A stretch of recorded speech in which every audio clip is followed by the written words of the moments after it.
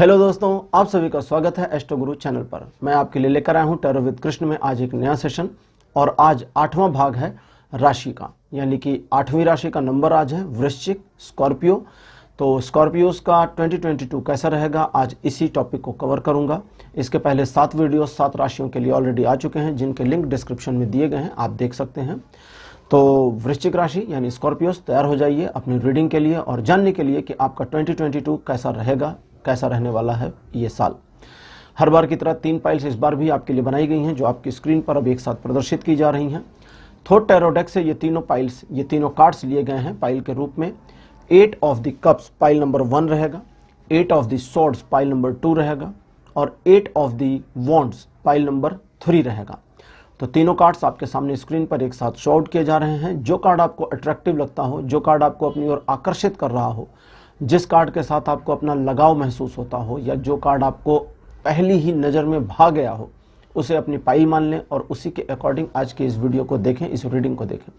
हर बार की तरह इस बार भी टाइम स्टैम्प्स डिस्क्रिप्शन और कमेंट सेक्शन दोनों जगह पर पोस्ट कर दिए गए हैं आपकी सुविधा के लिए, ताकि आप अपने पाइल की वीडियो देखने के लिए, राशि तो एक ही है, अपने पाइल की वीडियो देखने के लिए टाइम स्टैम्प पर क्लिक करें और डायरेक्ट वीडियो को फास्ट फॉरवर्ड करके पहुंच जाएं।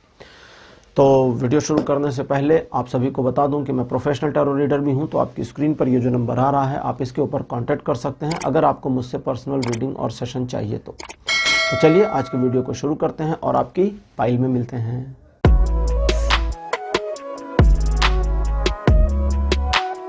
हेलो पाइल नंबर 1, आप सभी का स्वागत है। आपकी रीडिंग में आपने 8 ऑफ द कप्स का कार्ड चूज किया था, जिसे आप मेरे बगल में देख सकते हैं। थॉट टैरो डेक का ये कार्ड है। तो चलिए अब आपके लिए रीडिंग शुरू करते हैं। स्कॉर्पियो यानी वृश्चिक राशि, पाइल नंबर 1। तो स्कॉर्पियोस, आपके लिए मेरे पास पहला कार्ड जो आया है यह है जस्टिस। सेकंड कार्ड आपके लिए जो अपीयर हुआ है यह है 5 of the swords. Card number 3 आपके लिए अपीयर हुआ है king of the pentacles. Card number 4 आपके लिए अपीयर हुआ है 7 ऑफ द पेंटिकल्स। और आपके लिए जो लास्ट कार्ड मेरे पास आ रहा है, this one is 6 of the cups. तो पाइल नंबर 1 आपके लिए 5 कार्ड्स मेरे पास अपीयर हो चुके हैं। बाकी के कार्ड साइड कर देते हैं। तो पाइल नंबर 1 यानी कि स्कॉर्पियोस के पाइल नंबर 1, आपको जैसा कि पता है इस समय आपके जीवन में बदलाव के घटनाक्रम चल रहे हैं और ये जो बदलाव है ये आपके फेवर में तो है, लेकिन आप थोड़ा सा कंफ्यूज भी हैं कि इस बदलाव को इस्तेमाल कैसे करेंगे, क्योंकि इस बदलाव को इस्तेमाल करना थोड़ा आपके लिए चिंताजनक या मुश्किल साबित हो सकता है। क्योंकि जितना सिचुएशन को मैनेज करते हैं, मैनेज तो हो जाती है, और जितनी सिचुएशन को छोड़ देते हैं उतनी सिचुएशन छूटी भी रह जाती है। ये समस्या यानी कि चीज़ें ऑटोमेटिक अपने आप ना चलने वाली प्रॉब्लम जो है, ये लाइफ में आपको तंग और परेशान कर रही है। लेकिन वैसे ये समय आपके लिए इस सिचुएशन को या इस समय को सही तरीके से यूज़ करने का चल रहा है, जनरली आपको बता रहा हूँ। चलिए ओवरऑल देखते हैं 2022 आपके लिए। 2022 आपके लिए कई सारे एस्पेक्ट्स में अलग अलग तरीके का होगा आपके लिए। देखिए, उतार चढ़ाव तो नहीं, लेकिन जीवन के विभिन्न पहलू, कई रंग जिसको कहते हैं जीवन के, वो आपको दर्शाएगा। इस 2022 में आप कुछ ऐसी चीज़ों का सामना करेंगे, कुछ ऐसी चीज़ों का साक्षात्कार करेंगे जो आपके लिए थोड़ी सी नई और यूनिक हो सकती हैं। इस 2022 में कुछ ऐसी चीज़ें भी हो सकती हैं जो आपके लिए काफ़ी एबनॉर्मल साबित हों। जैसे आपका अपना एक इग्नोरिंग मूड इस ईयर आपको देखने को मिल सकता है, जहां चीज़ें आपके हिसाब से न चल रही हों, लेकिन उसके बावजूद आप उन चीज़ों को इग्नोर करने की प्राथमिकता में आ जाएं। ऐसा भी संभव है कि इस साल आप किसी मामले में जहां हार न मानने वाली टेंडेंसी को बना करके चल रहे हों, अचानक किसी दूसरे मामले में हार मानकर पीछे हट जाएं। ऐसा भी पॉसिबल है इस 2022 में कि आप, जो कि हमेशा न्याय की दृष्टिकोण से देखते हैं, हमेशा न्याय का समर्थन करते हैं और हमेशा न्याय यानी जस्टिस, और हमेशा न्याय यानी जस्टिस के पक्ष में खड़े रहते हैं, स्वयं ही इनजस्टिस करने पर आ जाएं। कुछ चीज़ें आपके लिए फ़ायदेमंद हो सकती हैं और कुछ चीज़ें आपके लिए नुकसानदेह। जैसे कुछ पुरानी घटनाएं, पुरानी यादें आपको इनकरेज करेंगी, लेकिन वहीं कुछ पुरानी घटनाएं, पुरानी यादें आपको डिस्करेज भी करेंगी। मीन्स अलग अलग रंग जीवन के इस साल आपको देखने को मिलेंगे। इस साल आप अपने स्वभाव में एक ऐसा परिवर्तन भी महसूस करेंगे जहां आपकी रूडनेस आपको खुद भी फील होगी, दूसरों को तो होगी ही होगी, लेकिन इसकी वजह से आप बिल्कुल भी बॉदर नहीं होंगे, परेशान नहीं होंगे, तंग नहीं होंगे और निराश भी नहीं होंगे। सिचुएशन आपके पक्ष में हो या पक्ष में ना हो, दोनों ही परिस्थितियों में जीतने की जो ललक है वो इस साल आपको बहुत इनकरेज करेगी।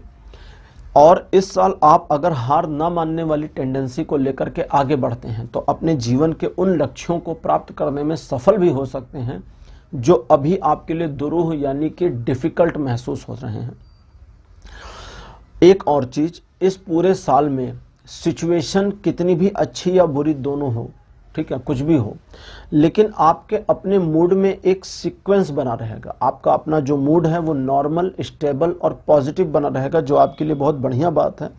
और अगर आप किसी पुराने घटनाक्रम या पुरानी याद या किसी पुरानी बात को लेकर के अपने दिल में प्रॉब्लम नहीं कर लेते, जैसे होता है ना कुछ लोग कोई बात को दिल पे ले लेते हैं, तो ऐसे ही कोई चीज़ अगर चुभन नहीं ले लेते अपने लिए उसको डिफ़िकल्ट या एक एनॉइंग सिचुएशन में कन्वर्ट नहीं कर लेते खुद से आप, तो कोई प्रॉब्लम नहीं होगी, चीज़ें आपके पक्ष, आपके फेवर में चलती रहेंगी।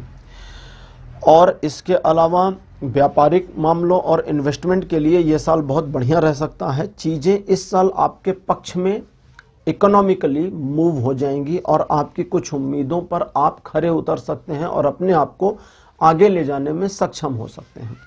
ये साल आपको उपलब्धियां देगा। ये साल आपको अचीवमेंट्स में मीन्स जो अचीवमेंट आप हासिल करना चाहते हैं उनको हासिल करने में मदद करेगा। ये साल आपको प्रमोशन या जीवन में आगे बढ़ने में गति देगा। ये साल आपको बिजनेस के क्षेत्र में उन्नति देगा।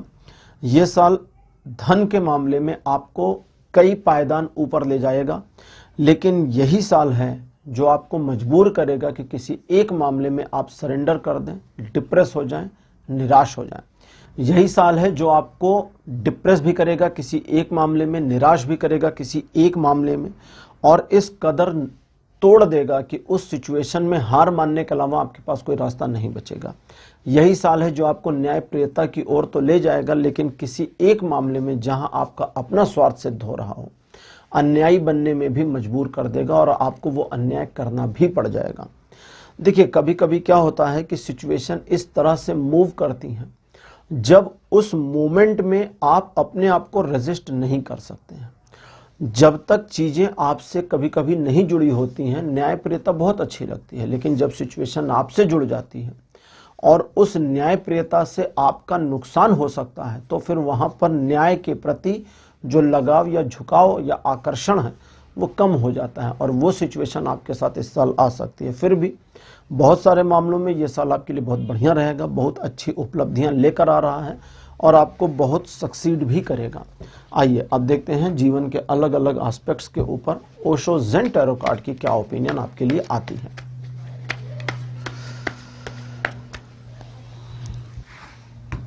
आपके लिए लव के मामले में कार्ड आया है अलोननेस। देखिए, मैं अक्सर कहता हूं कि प्रेम एक तरफा चीज है। अलोननेस का मतलब क्या है, मैं एक बार डिफाइन करूंगा, कुछ नए यूजर्स भी मेरे साथ जुड़ जाते हैं।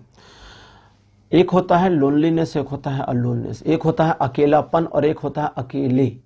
अकेलेपन यानी लोनलीनेस का मतलब होता है कि यू आर मिसिंग समवन, आप किसी को मिस कर रहे हैं और उसके साथ चाहते हैं, किसी को भी, मतलब कोई भी आ जाए।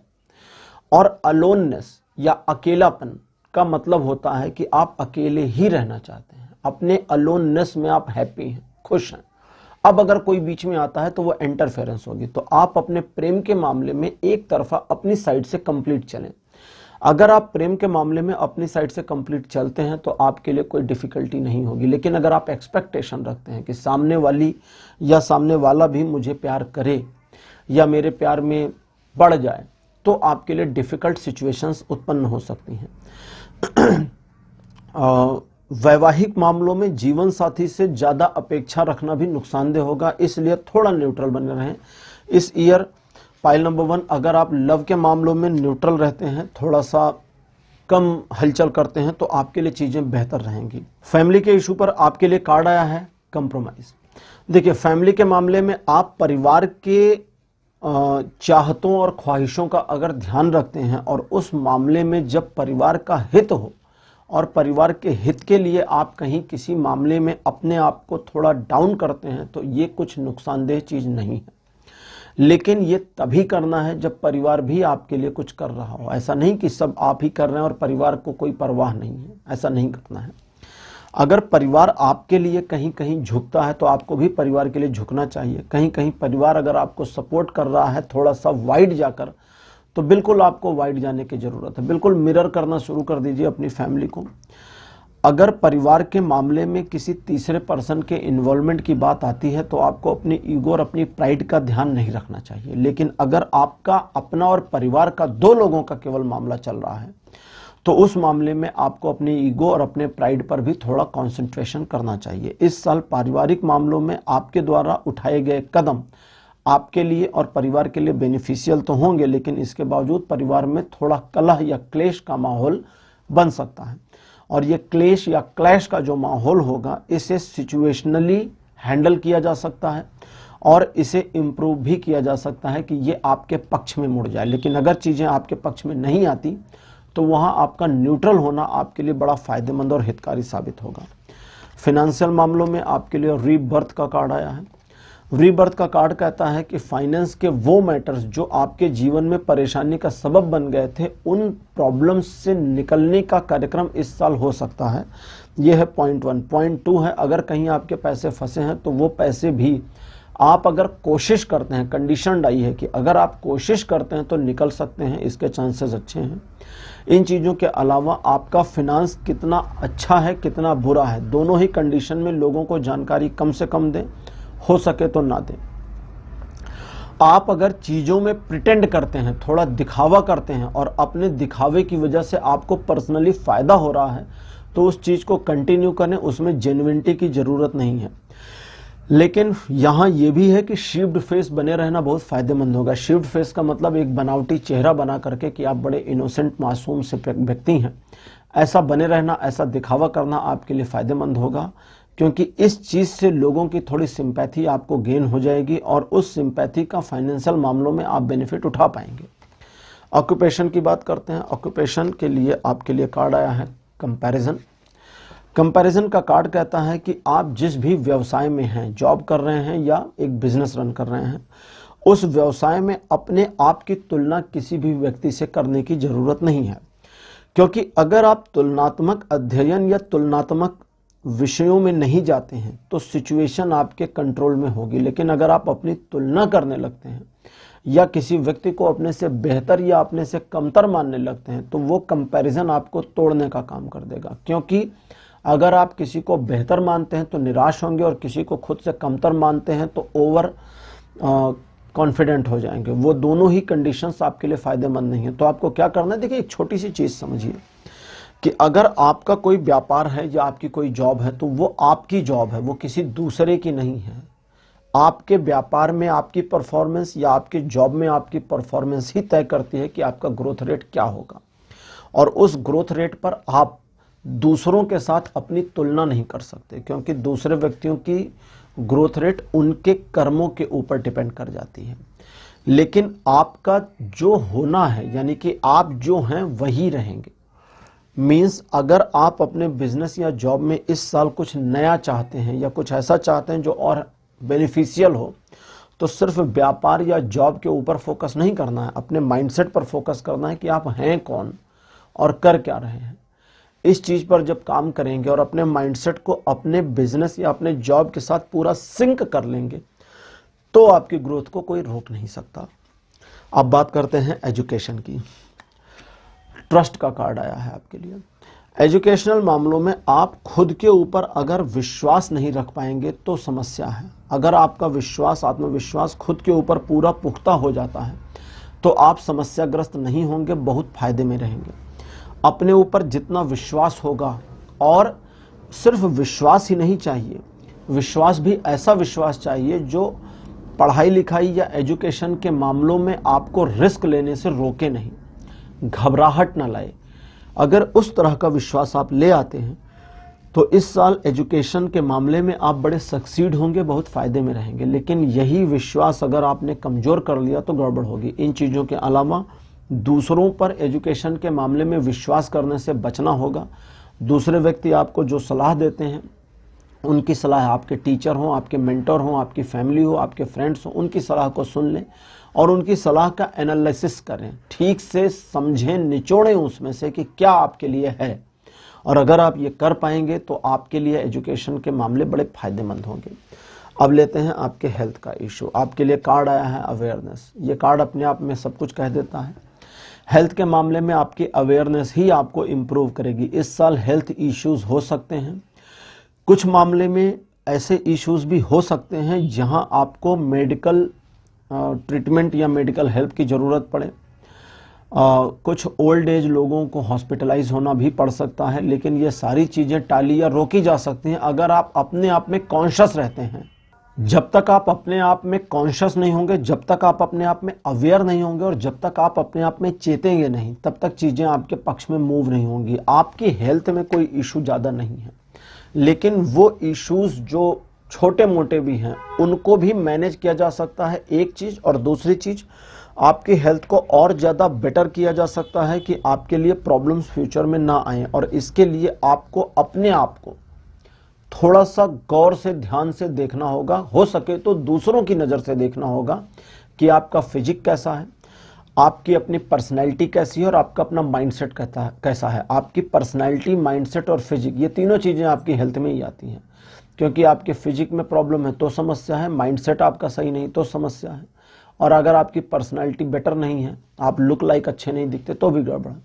तो उन चीज़ों का ध्यान दें, ये आपके लिए बहुत फ़ायदेमंद है। ये साल आपको एक तरह से झकझोरने का काम कर सकता है हेल्थ के मामलों में, लेकिन अगर ये साल यानी कि सिचुएशन आपको झकझोरेंगी तो गिरा करके तब झकझोरेंगी। एक डाउनफॉल आएगा हेल्थ में, तब आप अवेयर हो पाएंगे।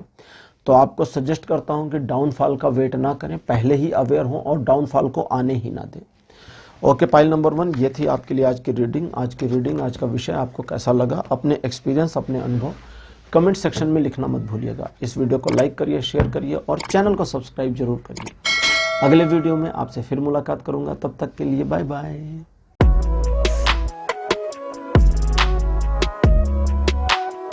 हेलो, पाइल नंबर 2 आप सभी का स्वागत है आपकी रीडिंग में। 8 ऑफ दी सोर्ड्स का कार्ड आपने चूज किया था, जिसे मेरे बगल में आप देख सकते हैं। तो चलिए अब आपके लिए रीडिंग शुरू करते हैं। पाइल नंबर 2 स्कॉर्पियो यानी वृश्चिक राशि, और देखते हैं कि आपके लिए ईयर 2022 कैसा रहने वाला है।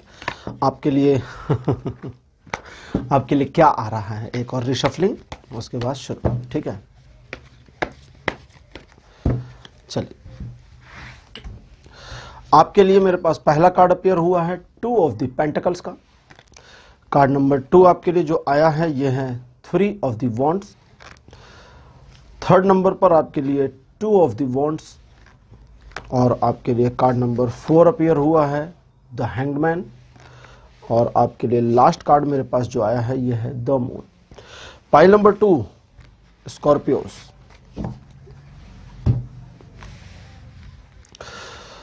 देखिए जैसा इस समय सिचुएशन आपके लिए थोड़ी सी एबनॉर्मल चल रही है या टॉट चल रही है। देखिए, आप अपने जीवन में इस समय एक ऐसी सिचुएशन या ऐसी समस्या का सामना कर रहे होंगे जहां आप समझ नहीं पा रहे होंगे कि ये सिचुएशन आपके जीवन में आई क्यों है, या इस सिचुएशन से पार कैसे पा सकते हैं।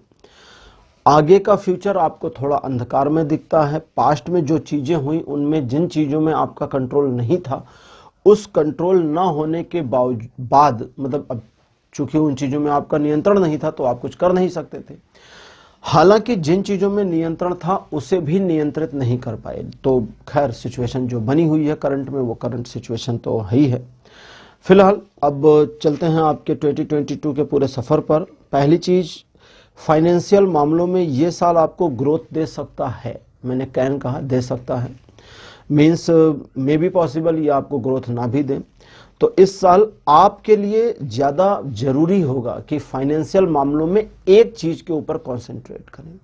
हो सकता है आप 2 सिचुएशंस को एक साथ मैनेज करना चाहें फाइनेंशियल मामलों में, तो वो आपको इस साल नहीं करना है। मतलब अब ऐसा नहीं कि पूरे साल किसी दूसरे मामले पे नहीं जाना, नहीं, ये मतलब नहीं है। मीन्स कि जैसे 2 सिचुएशंस हैं तो सबसे पहले एक पर कंसंट्रेट करें, उस पर ही काम करें और उसके बाद दूसरे पर आएँ, ठीक है। जब तक एक काम पूरा नहीं होता दूसरे काम को बीच में टच नहीं करना है। तो इससे क्या होगा, मल्टीटास्किंग नहीं होगी, जो आपके लिए फायदेमंद रहेगा इस साल।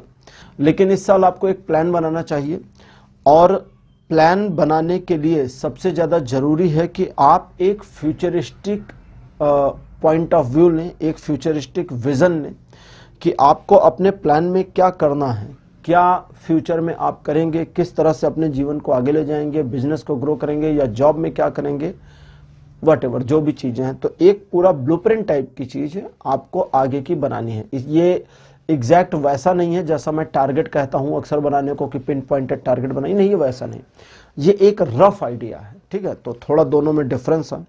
जैसा कभी कभी किस्मत के मामले में कहता हूं कि एक पूरा ट्रैक बना लीजिए कि किस्मत को कहाँ जाना है, तो वो एक अलग चीज़ है, वहाँ आपको स्पेसिफिक होना होता है। लेकिन ये जो है मामला, इसमें आपको एक रफ खाका तैयार करना है, एक रफ आइडिया लेना है कि अगले 2 साल 3 साल में आप अपने जीवन में क्या करने वाले हैं। और चूंकि ये रफ आइडिया रहेगा तो ये चेंजेबल भी है, और इसके चूंकि जब आप सोचकर ही करेंगे कि मैं एक रफ प्लान बना रहा हूं या रही हूं, तो यहाँ चूंकि जैसे ही आपने एक रफ का आइडिया लिया, आपकी एनर्जीज उस रफ आइडिया पर कॉन्सेंट्रेट नहीं होंगी। फिलहाल 2 मामलों को एक साथ हैंडल करने के लिए मैंने आपको पहले मना किया है, लेकिन इसी साल में कुछ ऐसी सिचुएशंस आएंगी जब आपको अंदर से एक इंट्यूशन आएगा कि यहाँ इस पॉइंट पर, इस मोमेंट में 2 मामलों को साथ साथ मैनेज किया जा सकता है। और उस वाला जो मैंने पहले बताया, वहां आपको ऐसा इंट्यूशन आएगा कि यार ये दोनों मामले अगर एक साथ लेके चलेंगे तो गड़बड़ हो जाएगी। और जैसे ही ये इंट्यूशन आपको आए, ये फील आए, वहां पर मल्टीटास्किंग बंद कर दीजिए। और जब ये फील आए कि यहाँ 2 सिचुएशंस को साथ लेके चल सकते हैं, देन आप मल्टीटास्किंग कर सकते हैं। और इसके साथ ही साथ इस साल कुछ डाउनफॉल्स आएंगे आपके जीवन में। उन डाउनफॉल्स में आपको संयमित रहना है, नियंत्रित रहना है, बिल्कुल स्टेबल रहना है। हैंग्ड मैन का कार्ड है जो एक ऐसे मोमेंट को दिखाता है जहां आप पॉज हो जाएं, लेकिन उस पॉज मोमेंट में भी, ऑकवर्ड सिचुएशन में भी आप स्टेबल बने रहें, संयमित और नियमित बने रहें, बिल्कुल पैनिक ना हो। क्योंकि अगर आप पैनिक नहीं होते तो ये सिचुएशन आपके फेवर में आ जाएगी, लेकिन अगर आप पैनिक होते हैं तो कई गलत डिसीजंस के साथ ये सिचुएशन आपके हाथ से निकल जाएगी। इस साल अगर किसी स्पेसिफिक टारगेट को अचीव करने का प्रयास करेंगे तो उसे अचीव करने में शुरुआत में मुश्किलों का सामना करना पड़ेगा, लेकिन अगर आप अपने लक्ष्य से भटकते नहीं हैं और अपने टारगेट को बनाए रखते हैं और उसे पूरा करने के लिए मेहनत करते हैं, भले कितनी मुश्किलें आएँ तो कुछ ही समय में मुश्किलें हट जाएंगी और आप अपने टारगेट को अचीव कर ले जाएंगे। चलिए पाइल नंबर 2 अब देखते हैं कि लाइफ के अलग अलग एस्पेक्ट के ऊपर ओशो ज़ेन टैरो कार्ड्स की आपके लिए क्या इन्फॉर्मेशन आई है। ठीक है, और आपको बता दूं, ये जो नॉइसेस आज आप फील कर रहे हैं मेरे वीडियो में, ये इसलिए क्योंकि आज मैं डे टाइम में शूट कर रहा हूँ कभी कभी डे टाइम में भी शूट करता हूँ तो बड़ी नॉइस होती है, अदरवाइज मैं नाइट में ही करने की कोशिश करता हूँ। लव के मामले में आपके लिए कार्ड आया है गोइंग विद द फ्लो। प्रेम के संबंध या प्रेम संबंध जो आपके अपने पत्नी पति या अपने पार्टनर, अपने लव पार्टनर के साथ बने हुए हैं, उसमें आप उसके बिहेवियर और उसके प्यार के तदनुरूप, मीन्स जैसा उनका आपकी ओर व्यवहार है, तो एज लाइक दैट, ठीक है, ये ज़्यादा बेटर लाइन थी तदनुरूप तो थोड़ा हिंदी हो गया था। एज लाइक दैट आपको भी बिहेव करना है, लेकिन आपका जो बिहेव है उस बिहेव में आपको अदरवाइज नहीं होना, मीन्स मीन मेंटेलिटी में नहीं जाना है। देखिए, प्रेम संबंधों में ये साल आपके लिए ना अच्छा ना बुरा ऐसा रहने वाला है। चूंकि रिलेशन ही इस साल न्यूट्रल रहेगा। अब न्यूट्रल का ये मतलब नहीं कि प्यार नहीं रहेगा, प्यार तो रहेगा, उसमें कोई प्रॉब्लम नहीं। उनकी ओर से जितना ज़्यादा प्यार आता है आपको उतना ज़्यादा रिफ्लेक्ट करना है, उनकी ओर से जितना कम आता है आपको न्यूट्रल रहना है, ब्लेम गेम नहीं करना है। आप अपने लवर को अगर थोड़ा सा मिरर करने का काम करेंगे तो आपके लिए बढ़िया रहेगा, लेकिन फिर भी सिचुएशनली कुछ चीज़ें डाउन या सिचुएशनली कुछ चीज़ें बेटर होती हैं, तो आपको उन सिचुएशन के मोमेंट में अपने आप को मूव होने देना है, क्योंकि उस सिचुएशन के मोमेंट में जब आप मूव होंगे तो वो चीज़ें अदरवाइज में भी आपके फेवर में रहेंगी। अब लेते हैं आपकी फैमिली का इशू। फैमिली के मामलों में आपके लिए अबेंडेंस का कार्ड आया है। अबेंडेंस का जो कार्ड है ये बताता है कि फैमिली के मामलों में आपके लिए जो प्रयास परिवार करेगा, परिवार अपनी जगह पर सक्सीड हो जाएगा। आप परिवार के हित के लिए जो काम करेंगे उसमें आप भी सफल होंगे, तो दोनों साइड की सफलता यहाँ दिख रही है। लेकिन इसके बावजूद आप परिवार के प्रति अपने कर्तव्यों का निर्वहन करने के बावजूद खुद को थोड़ा अकेला फील करेंगे। उस अकेला फील होने में ही आपको अपने आप में मस्त रखना है, परिवार पर ब्लेमिंग नहीं करनी, क्योंकि अगर आप परिवार पर ब्लेमिंग करते हैं तो आपके लिए अच्छा नहीं है, मीन्स आपकी इमेज के लिए अच्छा नहीं है। अदरवाइज फैमिली इश्यूज इस साल कम रहेंगे, आपके ऊपर ब्लेम परिवार की ओर से कम होगा या लगेगा नहीं। और परिवार की जो उम्मीदें आपके साथ हैं वे उम्मीदें समय के साथ थोड़ी बढ़ सकती हैं, इस चीज़ का ध्यान रखें। इसलिए जब आप परिवार के लिए कुछ करें तो हो सके तो कुछ 2-4 क्रेडिट अपने फैमिली के सीनियर मेंबर्स को दे दें कि आपके गाइडेंस से ये हुआ है, ठीक है, ताकि उन्हें आपकी एबिलिटीज इतनी ज़्यादा भी ना लगे कि वे आप पे और बोझ डाल दें। अब बात करते हैं फाइनेंशियल मामलों की। क्रिएटिविटी का कार्ड आपके लिए आया है। फिनांस के मामलों में अगर आप अपने इन्वेस्टमेंट को सही तरीके से मैनेज नहीं करते तो आपकी ग्रोथ बहुत मुश्किल होगी। एक वेल्थ बन सकती है इस साल, लेकिन उस वेल्थ को बनाने के लिए आपको अपने इन्वेस्टमेंट पर और अपने आइडियाज़ पर सोचने विचारने की ज़रूरत है। अगर आप किसी से मेंटरशिप लेते हैं या किसी कंसल्टेंट की हेल्प ले रहे हैं तो उस कंसल्टेंट ने भी या मेंटर ने जो भी कहा है उनकी बातों पर खुद भी विचार करने की ज़रूरत है। सब कही सुनी बातों पर ही आगे मत जाइएगा।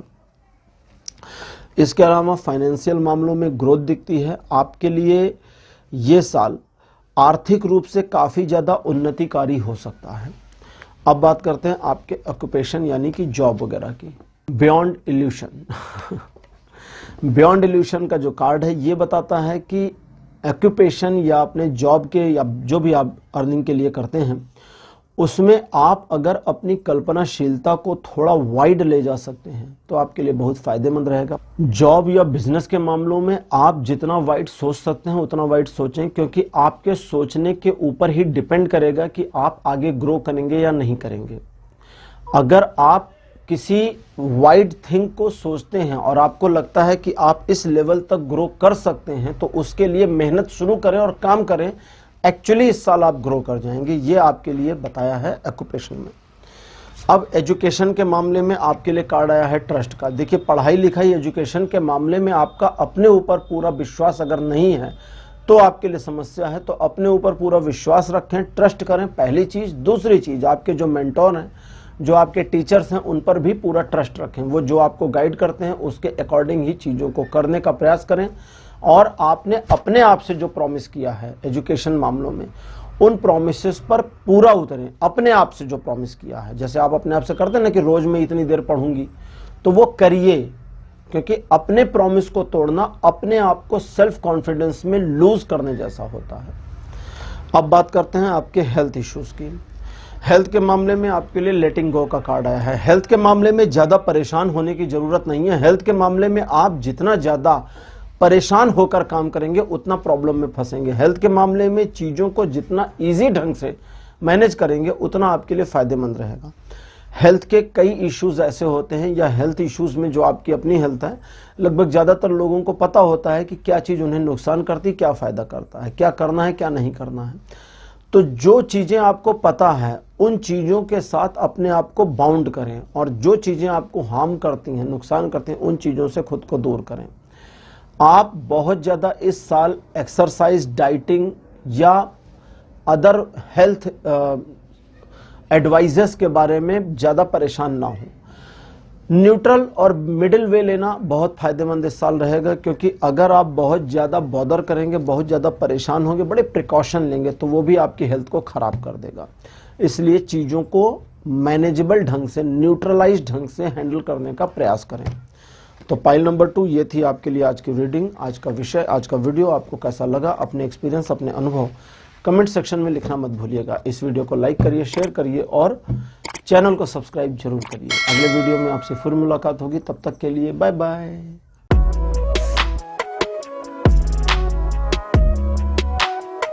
हेलो पाइल नंबर 3, आप सभी का स्वागत है। आपने 8 ऑफ द वॉन्ड्स का कार्ड चूज किया था एज अ पाइल। आपकी पाइल नंबर 3 है। और चलिए अब आपके लिए रीडिंग करते हैं और देखते हैं कि आपके लिए ईयर 2022 कैसा रहने वाला है। Scorpio, pile number 3। पहला कार्ड आपके लिए अपीयर हुआ है क्वीन ऑफ द पेंटिकल्स का। कार्ड नंबर 2 आपके लिए अपीयर हुआ है 10 of the pentacles. Card number 3 आपके लिए जो अपीयर हुआ है यह है S of the cups. Card number 4 आपके लिए जो आया है यह है 2 ऑफ द स्वॉर्ड्स। और कार्ड नंबर 5 आपके लिए आया है 6 ऑफ द कप्स का। तो 5 कार्ड्स आपके लिए अपीयर हो चुके हैं और ये 5 के 5 में माइनर आर्केना ग्रुप से हैं, ठीक है। मेजर ग्रुप का कोई कार्ड नहीं आया, कोई बात नहीं है। पाइल नंबर 3 इस समय आप पेशोपेश की कंडीशन में होंगे कि इधर जाएं या उधर जाएं, क्या करें क्या ना करें।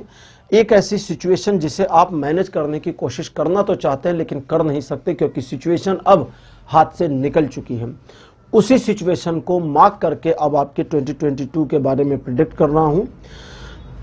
सबसे पहले तो ये समझ लें कि ये साल फाइनेंशियल ग्रोथ के लिए बड़ा फायदेमंद साल रहेगा। पाइल नंबर 3 आपके लिए।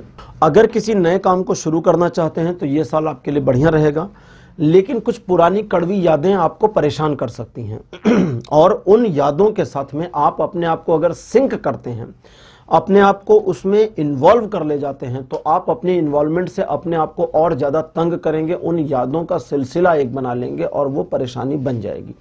लेकिन अगर वहीं कुछ पुरानी अच्छी चीज़ों को आप याद करते हैं, कुछ पुरानी गड़बड़ चीज़ें या कड़वी चीज़ें याद आती हैं, तो उनमें कुछ अच्छी चीज़ों को याद कर लीजिए। वो अच्छी चीज़ें आपके जीवन को और बेहतर बनाने की कोशिश करेंगी। रिलेशनशिप के मामले में जो टूट चुके रिलेशनशिप हैं उनको बनाने या उनको रिवाइव करने या वापस पाने की जो चाहत आपकी है वो चाहत गलत है, क्योंकि उस रिलेशनशिप में टूटना या ब्रेक होना या हटना आपकी काफ़ी सारी गलतियों की वजह से हो चुका है। कई बार आप जब गलती करते हैं और खुद रियलाइज नहीं करते और दूसरे को ब्लेम करने की कोशिश करते हैं या जानबूझ करके आप दूसरे व्यक्ति को ऐसा सोचते हैं कि इसकी वजह से ये चीज़ हुई है, वहां आप अपने आप को अपने एक ईगो में लेकर चले जाते हैं और आपका ईगो ही आपको मारता है, आपको परेशान करता है। तो उस ईगो से बचिए। अदरवाइज आप अगर 2 सिचुएशन में फंस गए हैं तो उन दोनों सिचुएशंस में से सिर्फ एक सिचुएशन पर यह सोचकर आगे बढ़ना है कि यहाँ किसी का नुकसान तो नहीं होगा, और अगर उस सिचुएशन को चूज करके किसी का लॉस नहीं होता तो उसी पर आगे बढ़ना है। जहां दूसरे का नुकसान होता है वहां पीछे हटना है। इनके अलावा 2 सिचुएशंस में फिर से अगर आप कभी जैसे मल्टीपल टाइम आप फंस जाते हैं और वहां पर आपको अंदर से फील आता है कि शायद आप मैनेज नहीं कर पाएंगे, तो एक्चुअली आप मैनेज कर पाएंगे। उल्टा समझें इस चीज को, आपके लिए रिवर्स आया है ये। लेकिन अगर आपको लगता है कि आप बहुत इजीली मैनेज कर ले जाएंगे, अरे कोई प्रॉब्लम ही नहीं है, चुटकी बजाने का बाएं हाथ का खेल है, तो फिर होल्ड करिए। वो आपके लिए डिफिकल्ट सिचुएशन बन सकती है। पारिवारिक मामलों में परिवार के साथ एंजॉयमेंट रहेगा, अच्छा समय बीतेगा। परिवार में बुजुर्ग सदस्यों के स्वास्थ्य में काफ़ी इंप्रूवमेंट देखी जा सकती है। आपके फैमिली के कुछ ऐसे लोग जो अपने जीवन को अपने तरह चलाना चाहते थे, उन्हें उन्मुक्तता और स्वतंत्रता मिल सकती है। लेकिन इन सबके बावजूद आपके मन में एक उदासी रहेगी। इस पूरे साल में आप बहुत ज़्यादा सेटिस्फाइड नहीं रहेंगे और कितनी भी चीज़ें बेहतर हो जाएं, फाइनेंस आपका अच्छा होगा, फैमिली बढ़िया होगी, बिजनेस भी या जॉब भी अच्छी चलेगी, सब कुछ बढ़िया, लेकिन एक सेटिस्फैक्शन नहीं रहेगा। और उसका रीज़न सिर्फ यही है कि कुछ पुरानी घटनाएं आपको याद आकर के परेशान करेंगी। तो पुरानी बातें जो याद आती हैं उसमें अच्छाई ढूंढें, बुराई नहीं। चलिए पाइल नंबर 3 अब देखते हैं लाइफ के अलग अलग एस्पेक्ट के ऊपर आपके लिए ओशो जेन टैरो कार्ड की क्या इंफॉर्मेशन आई है।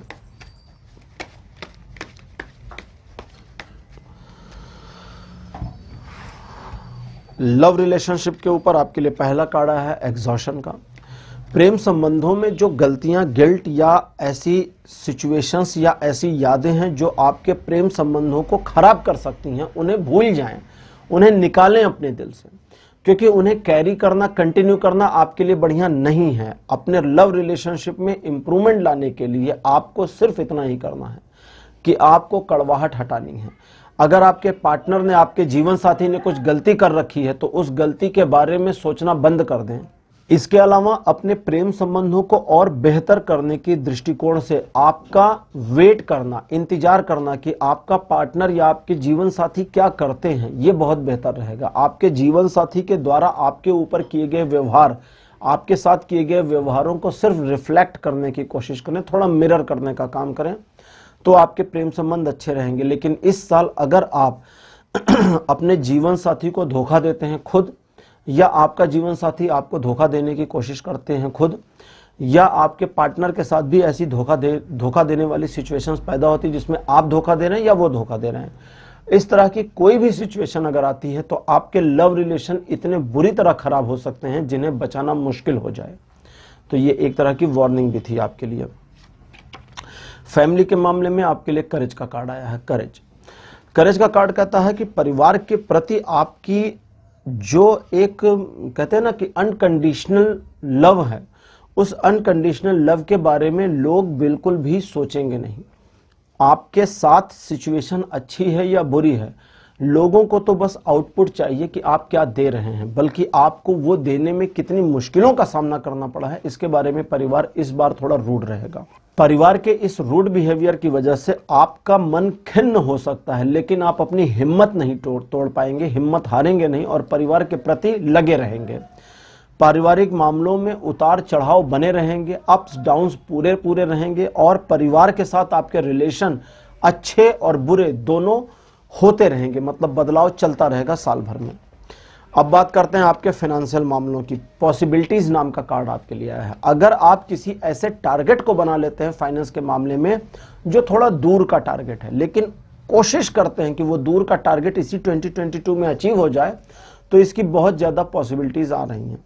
लेकिन आपको पहले टारगेट कर लेना होगा और ये टारगेट पिन पॉइंटेड करना होगा। ये टारगेट ऐसा टारगेट नहीं होगा जो आउट ऑफ द वर्ल्ड हो। Out of the world target का मतलब जैसे कि आज मैं शाम को चांद पे जाऊंगा खाना खाने के लिए। अब ये तो आउट ऑफ द वर्ल्ड बात हो गई ना कि चांद पे जाने के लिए तो काफ़ी सारी तैयारी करनी पड़ती है। एस्ट्रोनॉट का ट्रेनिंग होना है, आपका रॉकेट होना चाहिए, सूट होना, बहुत सारी चीज़ें हैं। फिर कैंप कहाँ करोगे, तो वो आउट ऑफ द वर्ल्ड हो गया। मीन्स जो जिसको कह सकते हैं कि बेसिर पैर का टारगेट। तो बेसिर पैर के टारगेट मत बनाइए। अगर आप समझदारी वाले कोई टारगेट बनाते हैं और वो टारगेट थोड़ा लंबी है, दूर की कौड़ी है, जैसे मान लीजिए आपकी सैलरी एक्स है और आपको पता है कि अगर आप जॉब स्विच करते हैं तो आपको वाई सैलरी मिलेगी क्योंकि मार्केट यही चल रहा है, लेकिन आप वाई की जगह जेड चाहते हैं, जी, कहीं कहीं किसी कंट्री में जेड को जी बोलते हैं, चलिए, तो वाई की जगह जी चाहते हैं, ठीक है। तो एक्स पर से जेड पर जाने के लिए आपको सिर्फ टारगेट करना है कि मुझे जेड चाहिए या जी चाहिए, वाई नहीं चाहिए। तो आपको वाई और जेड के बीच में कहीं जाकर के नेगोशिएशन मिल जाएगा और आप उसे अचीव कर पाएंगे। मीन्स इसकी पॉसिबिलिटी आ रही है, तो इसका ध्यान दीजिएगा। इन चीज़ों के अलावा इन्वेस्टमेंट के मामले में सिर्फ अपने ऊपर रिलाय करें, दूसरों की सलाह पर कम से कम चलें। सुन लें लेकिन एनालाइज करके खुद डिसाइड करें। ऑक्यूपेशन के मामले के लिए इंटीग्रेशन का कार्ड आया है। ऑक्यूपेशन के मामले में समन्वय अगर बना पाते हैं तो बहुत बढ़िया रहेगा। समन्वय मीन्स संतुलन, और संतुलन भी ऐसा नहीं बिल्कुल परफेक्ट, यानी कि सभी इंग्रेडिएंट सही मात्रा में लगे हों। इस साल आप अपने व्यापार में या अपने जॉब में वो अचीव कर सकते हैं जिसका सपना देखा करते थे, लेकिन वो अचीव करने के लिए आपको बिल्कुल दूसरा व्यक्ति भी बनना होगा।